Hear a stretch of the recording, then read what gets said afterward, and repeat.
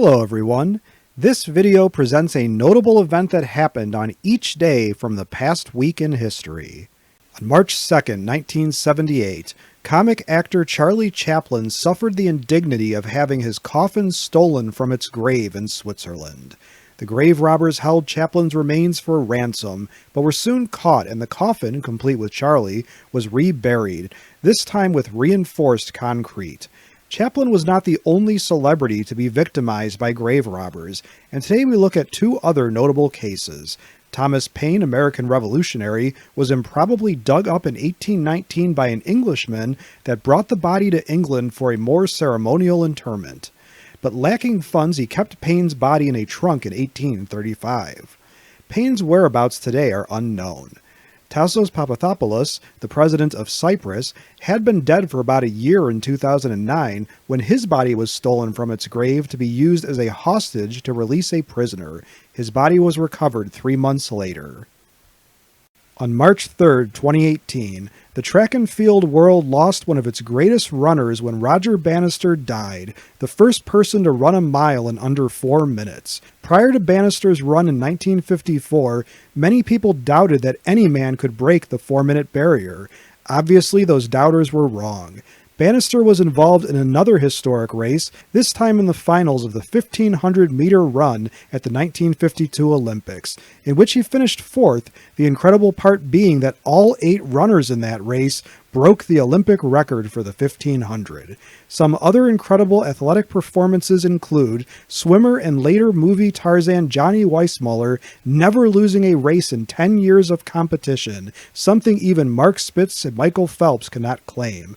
Baron the Dachshund ran 50 yards in 4.22 seconds and was never defeated in a wiener dog race. The human 50-yard record is 5.22 seconds. On March 4th, 2020, Nick Wallenda of a famous acrobat and daredevil family became the first person to walk on a wire above the crater of the Masaya volcano in Nicaragua. Not to be outdone, his wife Arundera performed an aerial routine above the smoking crater.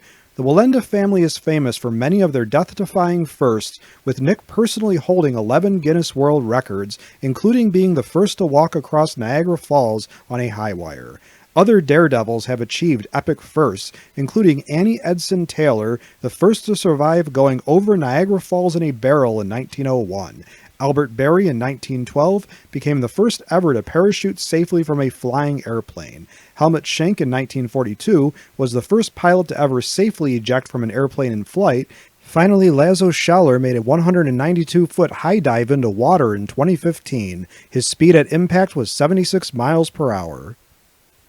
On March 5, 1933, Germany's Reichstag elections were won by Adolf Hitler and his band of National Socialists with only 43.9% of the vote, enough to allow Hitler, already appointed chancellor, to become virtual dictator of Germany and lead the world to a path of ruin. Germany's Weimar Republic is not the only place where winning the most votes does not guarantee victory, as the U.S. has experienced several presidential elections where the winner won less than 50% of the vote. In 2016, Donald Trump was outvoted by Hillary Clinton by 2.9 million votes, but still became president. Hillary's husband, Bill Clinton, won the 1992 presidential election by grabbing 45 million votes, while G.H.W. Bush and Ross Perot garnered almost 59 million votes between them. Other U.S. presidents that won despite losing the popular vote include J.Q. Adams in 1824, R.B. Hayes in 1876, and Benjamin Harrison in 1888. On March 6, 2018, founder and former boss of Amazon, Jeff Bezos, was named by Forbes as the richest person in the world with a net worth of $112 billion. Currently, the richest individual person is Elon Musk of Tesla and SpaceX, worth $180 billion, while the family of Bernard Arnault of the LVMH commercial conglomerate is worth $211 billion. Such wealth makes us wonder, what can you do with all that money? A new U.S. aircraft carrier costs about $13 billion, so Musk can buy a fleet of them, more than any country other than the USA. The priciest home in the U.S. is only $188 million above Central Park, while the costliest home in the world is Buckingham Palace at $4.9 billion, but it is probably not for sale. What would you buy if you were super rich? Please let us know in the comments. On March 7th, 2021, the military of Equatorial Guinea experienced a disaster when a military base near the port city of Bata suffered a series of massive explosions of stored munitions that devastated the city and left over 100 people dead. Authorities blamed local farmers and their slash-and-burn farming techniques for starting fires that triggered the explosions, although outside organizations claim such farming fires had not actually been set anywhere near the military camp. President Obiang did admit that the storage of munitions had been negligent, and 243 buildings or other structures were destroyed or heavily damaged. In addition to the deaths, over 600 people were injured. Many military munitions were scattered by the blasts, leading to local residents proudly posing for photos with the deadly ammo and posting the pics on social media. Have you ever been to Africa? Please let us know in the comments for this video. On March 8, 1950, Volkswagen of Wolfsburg, Germany began production on their second motor vehicle after the iconic Beetle, this time called Bus, Combi, or Transporter, but known in the US as the VW Bus, the VW Microbus, or later the Hippie-mobile. One of the first van-type vehicles, the bus was originally intended as a light cargo van. Powered by engines making 24 to 54 horsepower in the first generation, the bus was not meant for racing. Built until 1967 in Germany and until 1975 in Brazil, the first generation was a versatile platform in a variety of iterations, including cargo van, passenger van, camper, and pickup truck.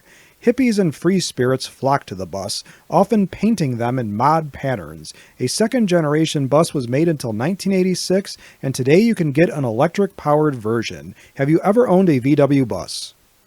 As a question for my students and subscribers, which event from this past week in history would you most like to learn more about? Please let me know in the comment section below this video. If you liked this video and would like to receive notification of new videos, please feel welcome to subscribe to History and Headlines and become one of our patrons. Your viewership is much appreciated. For image, audio, and other credits and attributions for components of the individual videos in this compilation, please see the descriptions of their respective videos, which are linked to in this video's description.